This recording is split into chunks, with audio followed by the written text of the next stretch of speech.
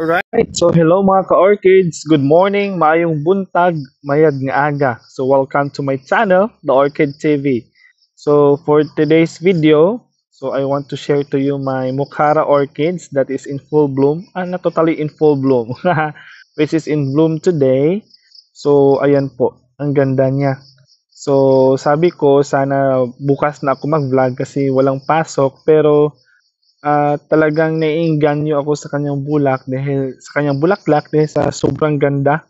So ang color po ng kanyang bulaklak is color lavender and kung mapansin niyo merong mga details yung kanyang mga petals ng kanyang bulaklak.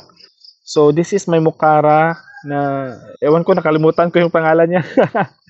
Actually mahilig ako sa pag-collect ng orchids kaso lang ang problema bumibili lang ako na hindi ko naman alam yung mga ID kasi yung nagbebenta kasi dito sa amin, hindi niya din masyado alam yung mga pangalan ng mga orchids kasi kumbaga kinukumpra niya lang doon sa farm, doon sa Matalam I think, sa Kibya. And then after that, then deliver niya lang dito sa amin ng mga orchid grower dito sa amin sa Malungon, Sarangani Province. And binibili lang din namin na sa tingin namin medyo kakaiba. Siyempre parang tulong na lang din sa mga ating mga kaibigan or mga friend na nagbebenta din ng orchids because I know someday pag may awa ang Panginoon o tayo na naman yung magbebenta ng orchids. So ayan, kung makita ninyo, pasensya na po kayo sa aking boses, kakagising ko lang kasi because sa around 5:40 in the morning, so kakagising ko lang kasi mamaya duty na naman tayo sa school. So, yung aking mga mukara dito na area, kumbaga parang naka-remix lang yan sila dito. Kasi hindi sila pare-pareho pero gusto din kasi ng lola ko kasi sabi niya at least kapag sabay-sabay daw mamumulaklak, iba-iba yung bulaklak na makikita mo. Pero noon gusto ko naman isahan lang kaso mahirap kasi magbili ng orchids na sobrang dami na pwede mo ma-occupy na from dito hanggang dito. Tapos isang color lang, hindi pwede. Kasi sobrang hirap kasi ang mahal. Imagine mo sa isang ganito lang, sa isang driftwood ng kakawati, ilang orchids ang idikit mo. 1, 2, 3, 4, 5, 6, 7, 8, 9, 10, 11, 12, 13, 14, 15, 16, 17, 18, 19. O imagine 19 or 20 na orchids ang kailangan nating bilhin para lang sa isang ganitong driftwood, no?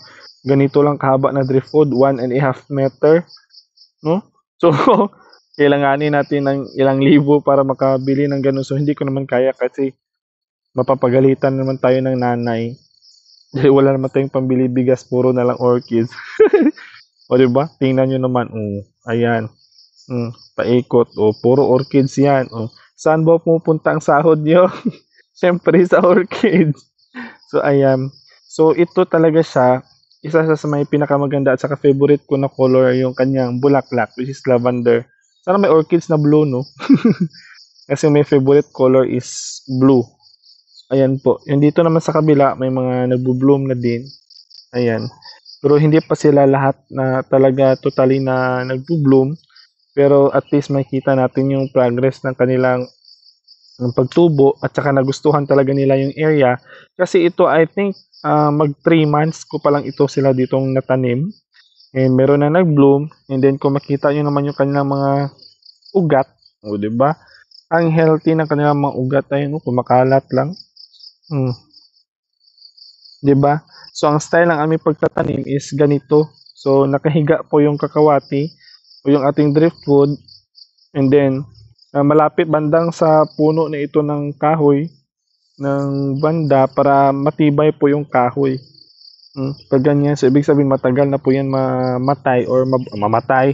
Matagal na po yan sa mabulok. So ayan po, tingnan nyo po yung mga ugat. Yan. Sobrang dami ng mga ugat. Grabe sila mag-ugat. Pero ito wala pa. Kasi ito parang late ko ata ito natanim eh. Ay, ayan. Meron na siyang ugat. Ayan. O diba at least kahit papano nagkaroon na din siya ng ugat. So ayan kahit yung mga cute little babies nila. Kasi ito, mga suloy ito ng mga dati kong napropa na mga mukara, yung aking mga natapkat. Kaya yan sila dyan ko sila tinanim. yung ano lang, yung lansang, yung pako is naka-XX lang. Ayan, para maipit, make sure na hindi sila makagalaw-galaw para at least maging stable din yung kanilang mga ugat at madali lang sila makasurvive. Kasi ang orchids madali lang mamatay lalo na kapag hindi sila gaano makapag-produce ng ugat kasi lalo na yung makagalaw-galaw sila kada hampas ng hangin, makagalaw and then nagagalaw din yung kanilang mga ugat na nakadikit sa driftwood na hindi pa totally established. Kaya isa yun sa mga hindrances kung bakit ang orchids natin is medyo matagal na sa pag-produce ng panibagong ugat. So kagaya nito, ayan, meron na siyang panibagong ugat. Ito, yellow, ito, parang gold ang bulaklak nito na dotted. Kalimutan, actually hindi ko talaga memorize ang mga pangalan ng mga mukara as in. Tanggalin ko lang to guys, ayan.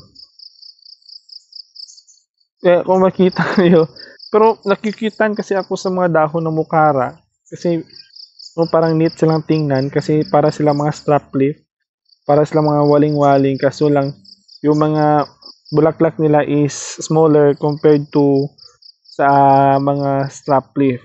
So sige lang. So hangga't may YouTube, i-update ko kayo sa mga susunod nating mga videos tungkol sa pamumulaklak ng ating mga mukara na orchid. So dito sa first line, yung kanyang bulaklak is lavender. Ayan, kung makikita nyo po. Kaya abangan natin yung ibang mga bulaklak ng ating mga biling orchids na mukara sa susunod nating mga video. So maraming salamat po sa panunood. Please don't forget to like and subscribe and also press the notification bell para po ma-update kayo sa ating mga susunod na mga videos para at least makita nyo naman kung paano namin inaalagaan ang aming mga orchids kahit na medyo busy tayo sa ating mga trabaho pero at least nabibigyan natin ng time yung ating mga alagang orchids. So yun lamang po, maraming salamat and God bless everyone.